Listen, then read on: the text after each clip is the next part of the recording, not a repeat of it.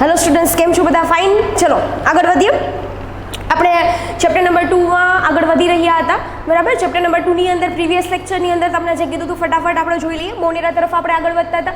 મોનેરાની અંદર પણ આપણે કમ્પ્લીટલી આર્કીબેક્ટેરિયા કમ્પ્લીટ કરી દીધું. દેન આફ્ટર આપણે યુ બેક્ટેરિયા તરફ આગળ વધી રહ્યા હતા. યુ બેક્ટેરિયાની અંદર પણ મેં તમને વાત કરી હતી. એની અંદર બે પ્રકાર પડતા હોય છે. જે મેઇન મુદ્દા છે એની ઉપર જ હું ફોકસ કરું છું ડાયરેક્ટલી, કે તમે બે પ્રકાર પડ્યા હતા, પ્રકાશ સંશ્લેષી આઈ મીન સ્વયંપોષી અને વિષમપોષી. ક્યાં બે પ્રકાર પડ્યા હતા? સ્વયંપોષી અને વિષમપોષી. એમાં પણ સ્વયંપોષી બે પ્રકારના હતા, પ્રકાશ સંશ્લેષી સ્વયંપોષી અને રસાયણ સંશ્લેષી સ્વયંપોષી. Clear everyone? દેન આફ્ટર આપણે વિષમપોષીની અંદર આગળ વધ્યા હતા. વિષમપોષીની અંદર પણ આપણે વાત કરી હતી. વિષમપોષી મોટા ભાગે કેવા હશે છોકરાઓ? વિઘટકો. વિષમપોષી મોટા ભાગે કેવા છે? વિઘટકો. મોટી સંખ્યામાં હોય, મોટા ભાગના હોય અને વિઘટકો. You know very well what is this વિઘટકો. સો વિઘટકો છે ને, હંમેશા યાદ રાખજો કે વિઘટકો એટલે શું થાય? ડિકમ્પોઝર. મેં ત્યારે પણ તમને કીધું હતું કે કોઈ પણ આવા પદાર્થો કે જે વિઘટનીય પદાર્થો છે એના વિઘટન કરવા માટે જે એજન્ટની જરૂર પડે, જે સજીવોની જરૂર પડે, બરાબર, જે ઘટકની જરૂર પડે એને શું કહેવામાં આવે છે? વિઘટકો. શું કહેવામાં આવે છે? ડિકમ્પોઝર્સ. નાઉ ક્લિયર એવરીવન? સારું, ચલો વધારે આગળ વધીએ. તો આપણે ત્યારે પણ મેં તમને કીધું હતું, તમારા મગજમાં જ્યારે બેક્ટેરિયા અથવા જીવાણુ જેવો શબ્દ આવે એટલે તમને મગજમાં એવું જ આવે કે that's always harmful two us. Bacteria હંમેશા આપણા માટે કેવા હોય છે? હાર્મફુલ હોય છે. બટ એવું હોતું નથી, right? Some of the bacteria is very useful to us and some of the harmful to use. મેં તમને પહેલાં યુઝફુલ બેક્ટેરિયાની બે ત્રણ ચર્ચાઓ કરી હતી. આપણે સૌથી પહેલાં આપણે વાત કરી હતી દૂધમાંથી દહીં બનાવવું, જેમ કે લેક્ટોબેસિલસ બેક્ટેરિયા તમે લેબ બી કહી શકો છો અને લેક બેક્ટેરિયા પણ કહી શકો છો. આ બેક્ટેરિયા વગર કોઈ દિવસ દૂધમાંથી દહીં બનવાનું જ નથી, બરાબર છે? સો એની એક બેક્ટેરિયાની વાત. બીજી વાત કરી હતી પ્રતિજૈવિક દ્રવ્યોની. મેં તમને બીજી કઈ ચર્ચા કરી હતી? આપણે પ્રતિજૈવિક દ્રવ્યોની. શું હતું એ પ્રતિજૈવિક દ્રવ્યો? એ પણ તમને બધાને ખબર છે. પ્રતિજૈવિક દ્રવ્યો અલ્ટિમેટલી ધ એન્ટીબાયોટિક્સ, બરાબર છે? જે જીવાણુ એટલે કે બેક્ટેરિયા, ફૂગ, વાયરસીસ એની અગેન્સ્ટમાં હોય એવી કોઈ મેડિસિન્સ કે એની ઇન્ફેક્શનની અગેન્સ્ટમાં આપણને પ્રોટેક્ટ કરે, બરાબર છે? તો એ શું થઈ ગઈ? એન્ટીબાયોટિક્સ. એન્ટીવાયરલ, એન્ટીબેક્ટેરિયલ, એન્ટીફંગલ, એ બધી શું હશે? એન્ટીબાયોટિક્સ. Clear everyone? મેં તમને સમ ઓફ ધ એક્ઝામ્પલ્સ પણ આપ્યા હતા. એના પછીનું એક આપણે પ્લાન્ટને લગતું એક્ઝામ્પલ ભણી ગયા હતા. એ કયું હતું? સહજીવનનું, સિમ્બાયોટિક રિલેશનશિપ. એની અંદર શું ભણ્યા હતા આપણે? કે લેગ્યુમિનેન્સી પ્લાન્ટ્સ છે, એટલે કે જે મૂળ ગંડિકા ધરાવતા હોય, સિમ્બી કુળની વનસ્પતિ છે, જે એના મૂળમાં નાની નાની ગાંઠ જેવી રચના ધરાવે, જેને મૂળ ગંડિકા કહેવાય, જેને નોડ્યુલ્સ કહેવાય. એની અંદર રાઇઝોબિયમ નામના બેક્ટેરિયા રહેતા હોય. એની અંદર કયા નામના બેક્ટેરિયા રહેતા હશે છોકરાઓ? રાઇઝોબિયમ નામના bacteria. That kind of bacteria have a capacity to absorb the nitrogen from the environment. એ શું કરે છે? વાતાવરણમાંથી નાઇટ્રોજનને એક્સેપ્ટ કરે છે, એબ્ઝોર્બ કરે છે, શોષે છે. અને નાઇટ્રોજન કોને આપે છે? વનસ્પતિને, છોડને આપે છે, પ્લાન્ટને આપે છે. અને બદલામાં વનસ્પતિ એને શું આપે છે? રહેવા માટેની જગ્યા. શું આપે છે? રહેવા માટેની જગ્યા. સો તમે વિચારો, દરેક સ્ટેપે અહીંયા ઇમ્પોર્ટન્સ ઓફ ધ બેક્ટેરિયા તમે જોયું.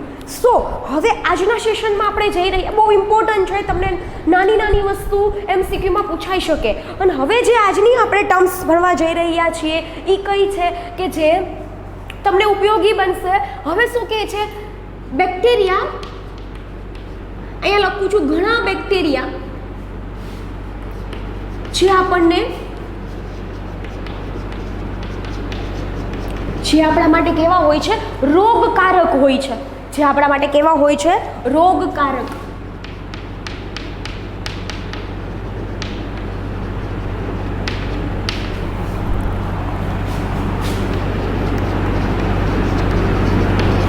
કેવા હોય છે છોકરાઓ? આપણા માટે ઈ રોગકારક હોય છે.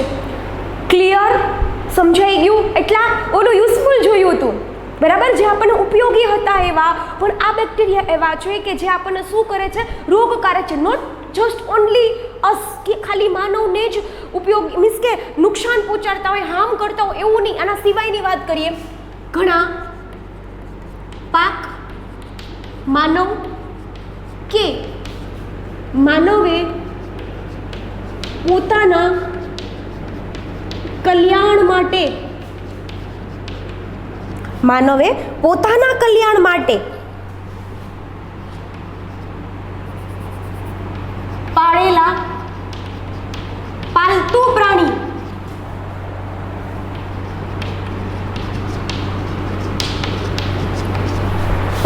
પ્રાણીઓને પણ શું કરે છે? એ રોગ કરે છે. સમજાય છે? એ પાલતુ પ્રાણીને પણ શું કરે છે છોકરાઓ? રોગ કરે છે. 2 સેન્ટેન્સ, વેરી ઇઝી. બરાબર. તો માનવને પણ અંદર એ રોગ કરે છે, જેમ કે કયા રોગો સાથે સંકળાયેલું? જેમ કે ધનુર, પછી કોલેરા, ટાઇફોઇડ, પછી લીંબુના ચાઠા.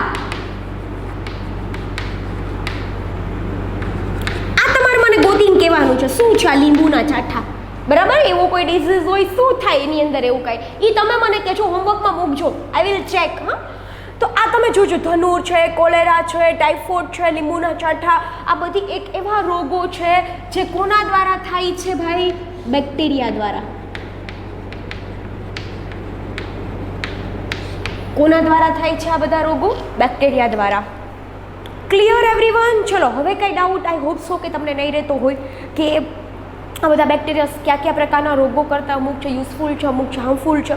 આ ઉપરાંત એક ચર્ચા કરીએ. આ બાજુ લખું છું, બરાબર, તમને સમજાવવા માટે. બેક્ટેરિયા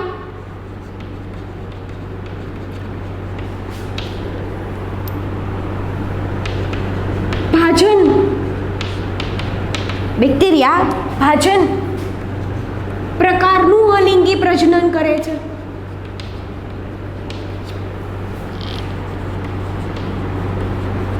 એટલે શું? તમને તો બધાને ખબર જ છે ને. દરેક સજીવ, ચેપ્ટર નંબર 1 ભણશો ત્યારે તમારે આવશે કે દરેક સજીવ છે, બરાબર, એ વૃદ્ધિ, વિકાસ, પ્રજનન, ચયાપચય, વૃદ્ધિ, પર્યાવરણ સામે પ્રતિકૂળતા દાખવવી, બરાબર છે, મૃત્યુ પામવું, ચયાપચય કરવું, આ દરેક કેરેક્ટરિસ્ટિક જો એ સજીવ હોય તો એની અંદર હોય. જો એ સજીવ હોય તો એની અંદર આ કેપેસિટીઝ હોય.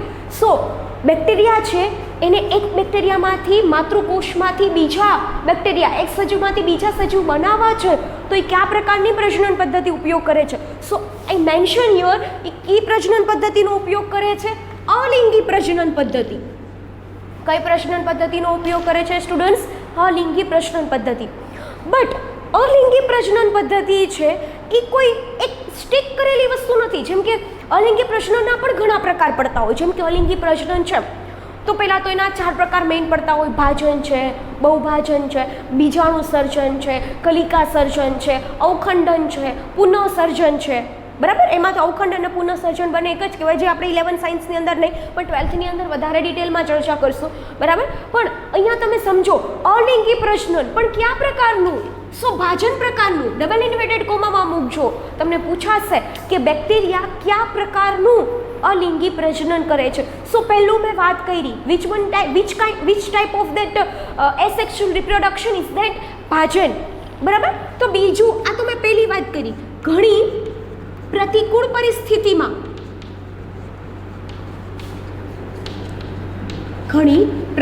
પરિસ્થિતિમાં તે બીજાણુ નિર્માણ કરે છે.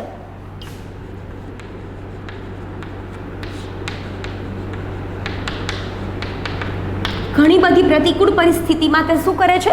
બીજાણુ નિર્માણ કરે છે. એટલે કે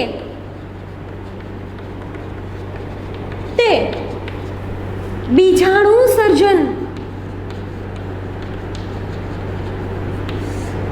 પ્રકારની પદ્ધતિ દ્વારા પણ પ્રજનન કરે છે.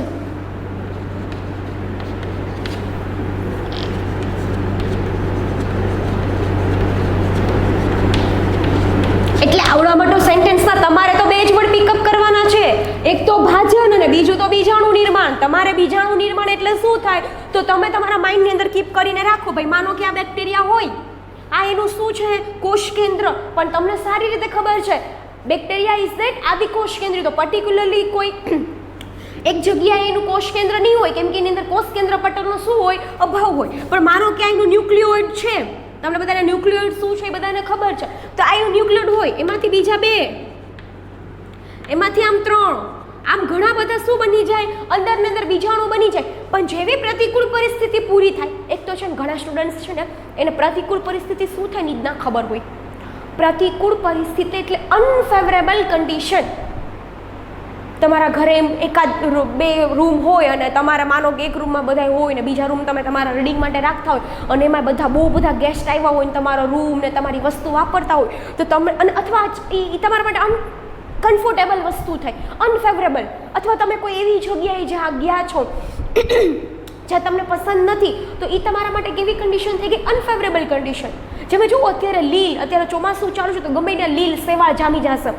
ફૂગ પણ તમે જોજો, કોઈ પણ ગંદી વસ્તુ ગમે ના પડી હોય, કોઈ કપડાં હોય કે ગમે તે જગ્યાએ, બરાબર, જોવું હોય તો એક રોટલીનો ટુકડો છે ને 2 દિવસ જ ખાલી ઓનલી 2 days પેક કરીને ડબ્બામાં મૂકજો, એટલી અલગ અલગ પ્રકારની ફૂગો બનશે. જો બ્રેડ મૂકશો તો અલગ હશે, રોટલીનો ટુકડો મૂકશો તો અલગ હશે, એક જગ્યાએ કોઈ ટામેટું કે વેજીટેબલ્સ મૂકજો તો તમને ખબર પડશે, બરાબર.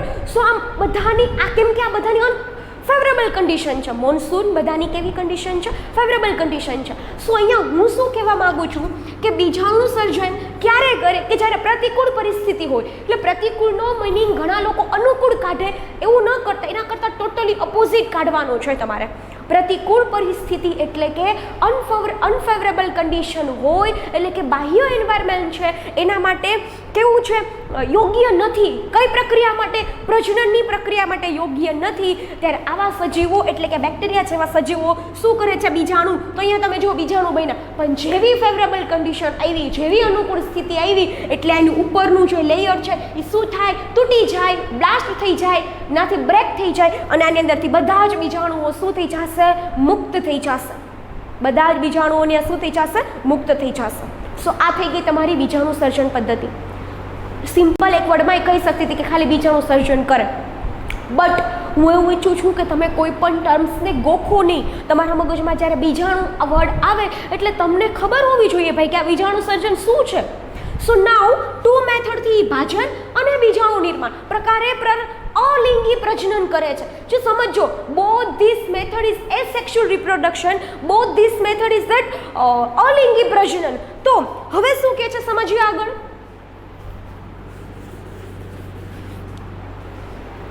જો હવે એવું કહે છે ઘણીવાર એક બેક્ટેરિયા બીજા બેક્ટેરિયા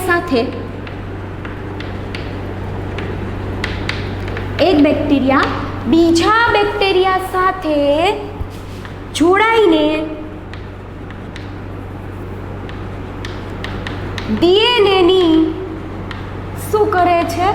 આપ-લે કરે છે.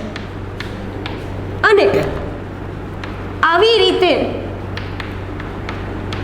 શું કરે છે? તે લિંગી પ્રજનન કરે છે.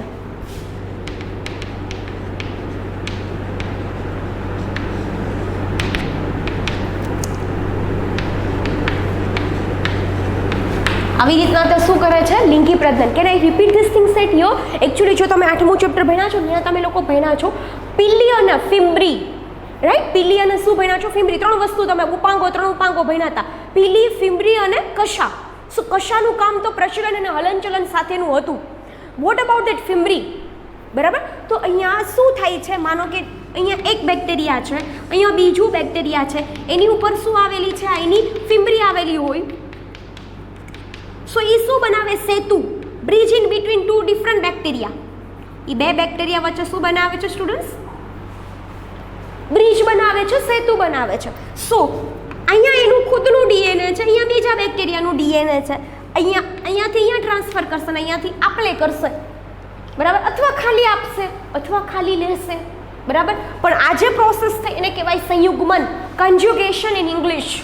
સંયુગ્મન એટલે શું કહેવાય એને? કોન્જ્યુગેશન. સો ક્લિયર એવરીવન? પણ આ પ્રજનનને લિંગી પ્રજનન કીધું. વાય? બીકોઝ ઓફ ધેટ જ્યારે લિંગી પ્રજનનની તમે ચર્ચા કરી રહ્યા હોય ત્યારે હંમેશાથી યાદ રાખજો કે હંમેશા નર અને માદા, આપણે અહીંયા કોઈ બેક્ટેરિયું, જો ભાઈ આ નર બેક્ટેરિયું છે, જો ભાઈ આ માદા બેક્ટેરિયું છે, એવું નથી કહેતી હું, બરાબર છે? અહીંયા કોઈ એવી લિંગ નિશ્ચય નથી કરતા આપણે, પણ અહીંયા 2 bacterias are combined and transferring the DNA material. એટલા માટે આ પ્રજનન પદ્ધતિને આપણે કોની સાથે સરખાવી છે? લિંગી પ્રજનન સાથે. નાઉ ક્લિયર?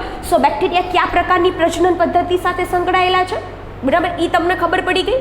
કયા બેક્ટેરિયા છે એ આપણને મદદરૂપ થાય છે, કયા બેક્ટેરિયા છે એ આપણને શું થાય છે, હાર્મફુલ થાય છે. So now clear this much of things everyone. ચલો હવે આપણે થોડુંક માઇકોપ્લાઝ્મા વિશે અભ્યાસ કરીએ. ચલો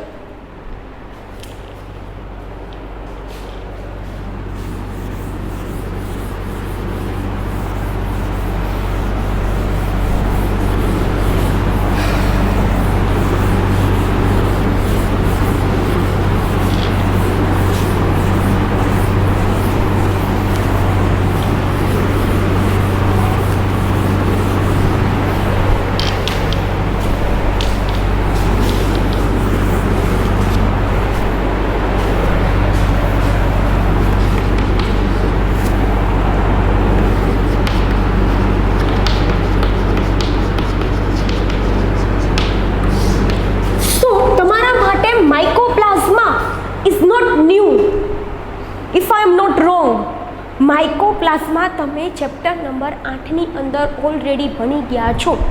આદિકોષ કેન્દ્રીના તમે 4 એક્ઝામ્પલ ભણ્યા હતા. જીવાણુ એટલે કે બેક્ટેરિયા, માઇકોપ્લાઝ્મા, નીલરિત લીલ એટલે કે સાયનોબેક્ટેરિયા, જે આપણે આ ચેપ્ટરમાં પણ આવ્યું છે એટલે ભૂલતા નહીં. અને ચોથી વસ્તુ હતી તમારી પીપીએલઓ એટલે કે pleuro pneumonia like organism. Done everyone. So અહીંયા આપણે માઇકોપ્લાઝ્મા, બટ ઓબ્વિયસલી જો આપણે યુ બેક્ટેરિયાની ચર્ચા કરી રહ્યા હોય, બરાબર છે, મોનેરા સૃષ્ટિની ચર્ચા કરી રહ્યા હોય તો આપણે માઇકોપ્લાઝ્માને બિલકુલ ભૂલી શકીએ નહીં. તો શું કહે છે અહીંયા, માઇકોપ્લાઝ્મા સૌથી નાનામાં નાનો કોષ છે.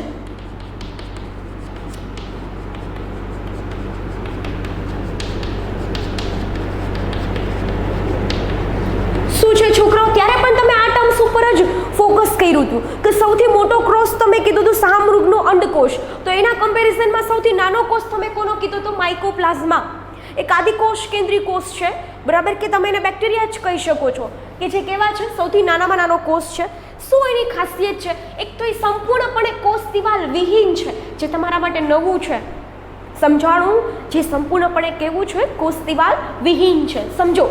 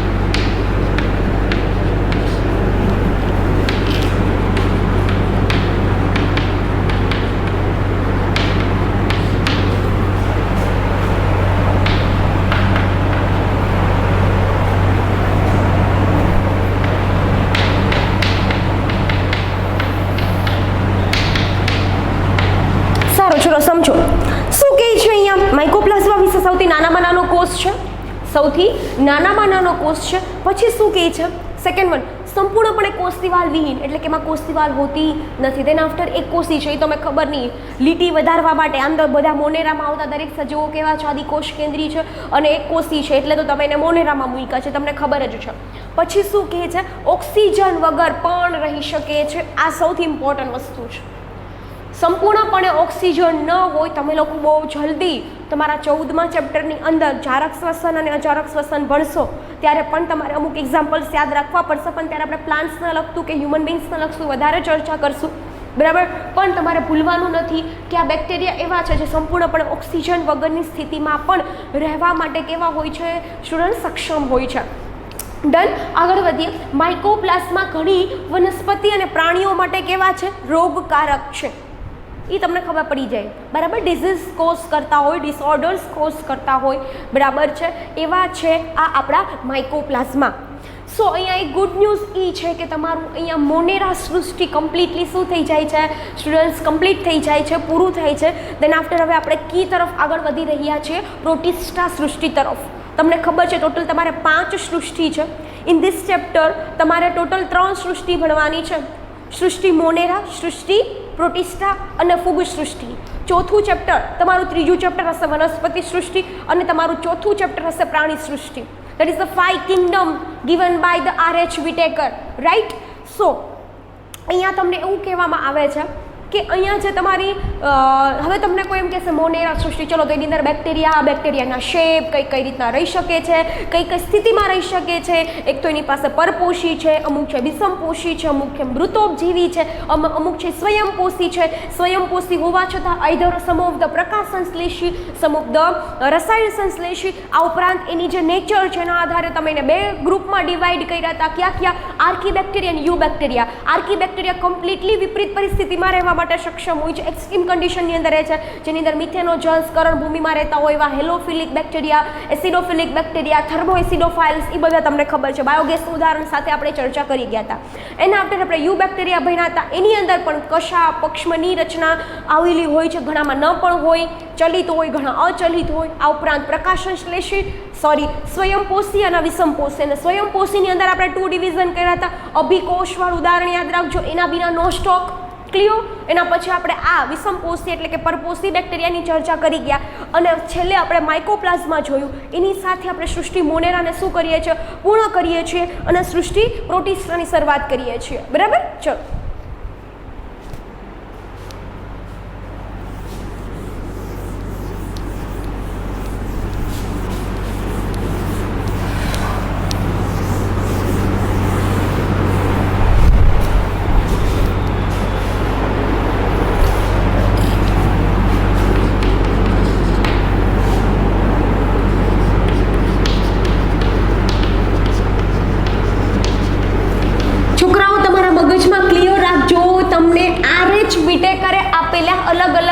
સૃષ્ટિ હતી. બધા અલગ અલગ સાયન્ટિસ્ટે પહેલાં વર્ગીકરણની વાત કરી. મેં તમને બહુ વ્યવસ્થિત લાઇન ટુ લાઇન એમ કહેવાય ને, એક વર્ડ ટુ વર્ડ બાંધીને રાખ્યા હતા. બરાબર છે? જેથી કરીને આપણે ક્યાંય કાંઈ વસ્તુ મિસ આઉટ કરીએ નહીં. ટેક્સ્ટ બુક ખોલજો, વધારે કીધું હશે કાંઈ એમાંથી મેં છોડ્યું નહીં હોય. બરાબર છે? તો શું કહે છે? હવે મોનેરા કમ્પ્લીટ થઈ ગયું હોય તો હવે આપણે પ્રોટિસ્ટા તરફ આગળ વધીએ. હવે પાછા જાઓ તો ઓલા કોષ્ટક તરફ. એ કોષ્ટકમાં શું ભણ્યા હતા આપણે? કે જે સંપૂર્ણપણે એક કોષી હતા અને જે આદિકોષ કેન્દ્રી હતા એને આપણે કયા ગ્રુપમાં મૂકી દીધા હતા? મોનેરામાં. પણ વોટ અબાઉટ ધેટ એક કોષી અને સુકોષ કેન્દ્રી? જે એક કોષી પણ છે અને સુકોષ કેન્દ્રી કોષ છે એવા કોષને આપણે શેમાં મૂક્યા હતા? પ્રોટિસ્ટામાં. એક કોષી પ્લસ સુકોષ કેન્દ્રી. રિપીટ કરી દઉં છું, એક કોષી પણ સુકોષ કેન્દ્રીય કોષને આપણે શેમાં મૂક્યા હતા? પ્રોટિસ્ટા સૃષ્ટિની અંદર. ચલો આગળ વધીએ. એનાથી જ શરૂઆત કરીએ કે બધા જ એક કોષી અને સુકોષ કેન્દ્રી કોષ, સુકોષ કેન્દ્રીય કોષ ધરાવતા સજીવોનો સમૂહ એટલે કોણ? પ્રોટિસ્ટા. એટલે કોણ થશે? પ્રોટિસ્ટા. ચલો આગળ વધીએ. આ તો ક્લિયર થયું. હવે શું કહે છે કે ઘણા વૈજ્ઞાનિકો એને શું કહે છે? પ્રકાશ સંશ્લેષણ કરતા હોય એવા પ્રોટિસ્ટા સજીવો. અને આવું લખતી નથી, કેમ કે આવું કંઈ થોડું લખવાનું હોય, તમારે સમજવાનું હોય. ઘણા સજીવો એવું માને છે કે આ સજીવોની અંદર આવતા પ્રકાશ સંશ્લેષણ કરવા માટે ઘણા સક્ષમ છે. હું એવું નથી કહેતી કે બધા જ પ્રકાશ સંશ્લેષણ કરવા માટે સક્ષમ છે. બરાબર? અપવાદ તો હોય ને હોય જ. બરાબર? સો બધા જ સજીવમાંથી અમુક કેવા છે? They have a ability to photosynthesis. એટલે અમુક લોકો એને પ્રોટિસ્ટામાં માને છે, અમુક સાયન્ટિસ્ટ નોટ લોકો, અમુક જીવશાસ્ત્રીઓ. બરાબર? અને અમુક જીવશાસ્ત્રીઓ તેના માટે વનસ્પતિની અંદર જ પ્રોટિસ્ટાને ઇન્ક્લુડ કરી દે. એ એવું માનતા જ નથી કે પ્રોટિસ્ટા જેવું કાંઈ હોય. એ શું માનતા હોય કે protista is equal to what? વનસ્પતિ સૃષ્ટિની અંદર જ શું થાય છે? એને ઇન્ક્લુડ થાય છે. સો ક્લિયર એવરીવન? ચલો હવે શું કહે છે? એ પોઈન્ટ ટેક્સ્ટ બુકની અંદર આપ્યો છે. બરાબર? તમારે લખવો હોય અને તમને મન થતું હોય તો લખી નાખજો, અધરવાઇઝ માઇન્ડમાં કીપ કરીને રાખો તો પણ ચાલશે. હવે શું કહે છે? બધા જ એક કોષીય અને સુકોષ કેન્દ્રીય કોષ છે એ કેવા છે? એક જ સમૂહમાં આવેલા હોય પ્રોટિસ્ટામાં. ઘણા સ્વયંપોષી છે અને ઘણા કેવા છે? વિષમપોષી.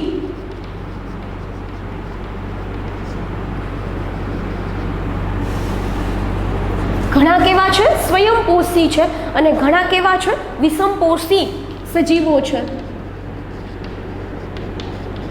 આમાં જ ઇન્ક્લુડ થતા હોય એની વાત કરું છું, બધાની વાત નથી કરતી, એટલે એવા કોઈ મગજમાં ગલત વસ્તુઓ ઉતારતા નહીં. આ ઉપરાંત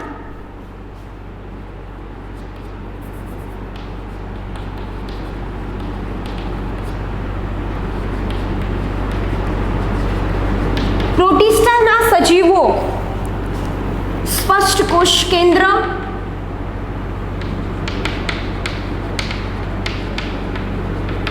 બરાબર, ઘટકોષ રસ,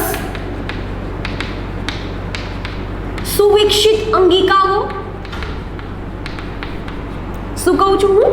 સુવિકસિત અંગિકાઓ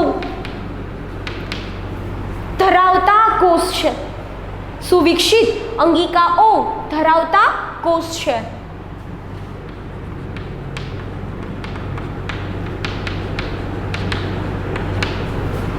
ક્લિયર?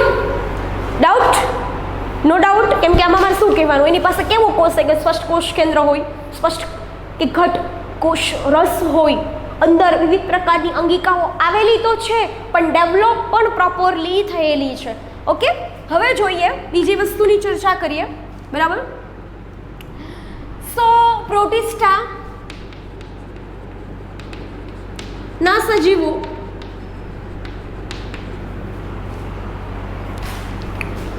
મોટે ભાગે કેવા હોય છે? મોટે ભાગે શું કામ આપણે આમ જ રાખીએ, કેવા હોય છે? જલજ. પરંતુ જલજ હોય છે, પરંતુ મીઠા પાણીમાં પણ રહી શકે છે અને ખારા પાણીમાં રહેવા માટે પણ શું હોય છે સ્ટુડન્ટ? સક્ષમ હોય છે. સો અહીંયા મેન્શન કરી દઈએ આપણે, જે મીઠા પાણીમાં અને ખારા પાણીમાં,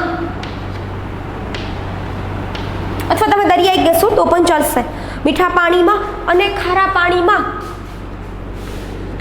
રહેવા માટે કેવા હોય છે? સક્ષમ હોય છે.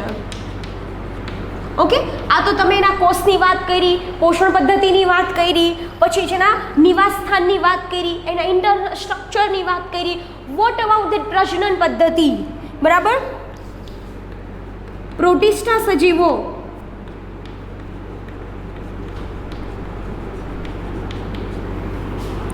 કયા પ્રકારનું પ્રજનન કરે છે? તો કે અલિંગી પ્રજનન. પ્રોટિસ્ટાના સજીવો, પ્રોટિસ્ટાના, અહીંયા લખું છું ઘણા સજીવો, એટલા માટે લખું છું ઘણા કેમ કે બધા નહીં, ઘણા સજીવો અલિંગી પ્રજનન કરે છે. જ્યારે ઘણા ફલિતાંડનું નિર્માણ કરે છે.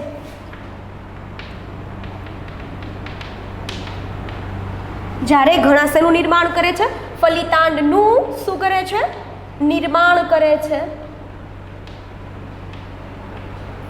અને આ રીતના કયા પ્રકારનું પ્રજનન કરતા હશે?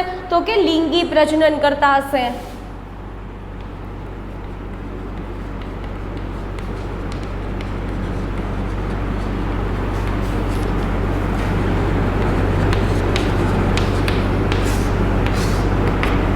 છે ને એકદમ ઇઝી?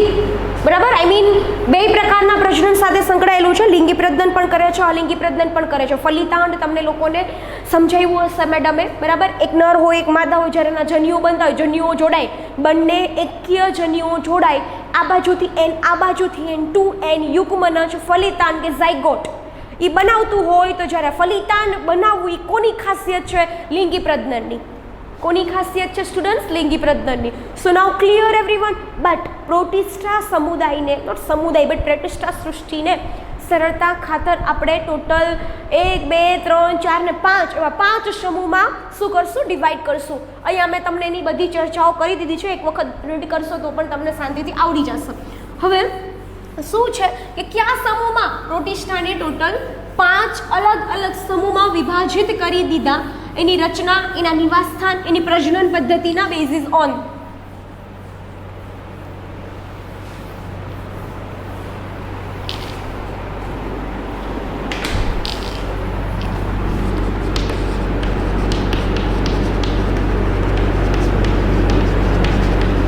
પ્રોટિસ્ટા સૃષ્ટિ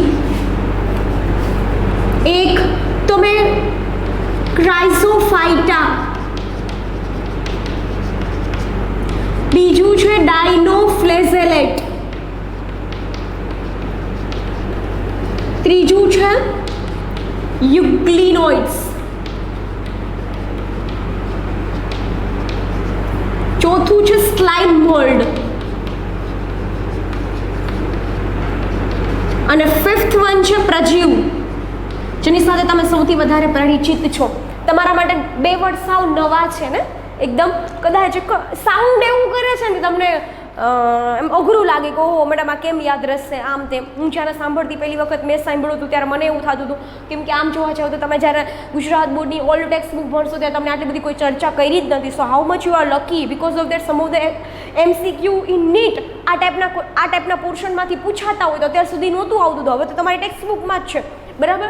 સો પ્રોટિસ્ટાને 5 બહુ ડિટેલમાં ભણવાના છો. વધીને હું તો તમને કહું 2 થી 3 લેક્ચર આપણે ખાલી પ્રોટિસ્ટા પૂરું કરવામાં જ દેશું, કેમ કે બધાના એક આખા બોર્ડ ભરાશે. તો સૌથી પહેલાં ક્રાઇઝોફાઇટા, એની અંદર જોશું આપણે ડાયનોફ્લેઝેલેટ્સ, બીજું આવે છે ડાયટમ્સ અને ડિસ્મિટ્સ છે, આના એક્ઝામ્પલ છે. ડાયનોફ્લેઝેલેટ્સ છે તો એનું એક્ઝામ્પલ ગોનિયાલેક્સ આવતું હશે. યુગ્લિનોઇડ્સ છે એના એક્ઝામ્પલ યુગ્લિનામાં આવતા હશે. સ્લાઇમ મોલ્ડની અંદર પણ તમને ખબર જ છે મોલ્ડ આવતી હશે. અને પ્રજીવની અંદર amoeba, paramecium, plasmodium, some of the examples of the પ્રજીવ, બરાબર. So that is the 5 types of the no types but 5 different તબક્કાઓ પાડી દીધા છે. ટાઈપ્સ બી કહી શકો આમ તો, બરાબર છે ટાઈપ્સ, બરાબર. તો પ્રોટિસ્ટાની અંદર તમે મૂક્યા છે, જેની સ્ટડી આપણે નેક્સ્ટ લેક્ચરની અંદર કરશું ઇન ડિટેલ, બરાબર. આજના દિવસ માટે ખાલી તમારા નામ એકદમ ડિટ્ટો ટુ ડિટ્ટો થઈ જવા જોઈએ અને તમને ખબર પડી જવી જોઈએ કે આપણે પ્રોટિસ્ટા શું કરી દીધું, કમ્પ્લીટ કરી દીધું. That's all. નેક્સ્ટ લેક્ચરની અંદર ક્રાઇઝોફાઇટા. ઓકે, ચલો.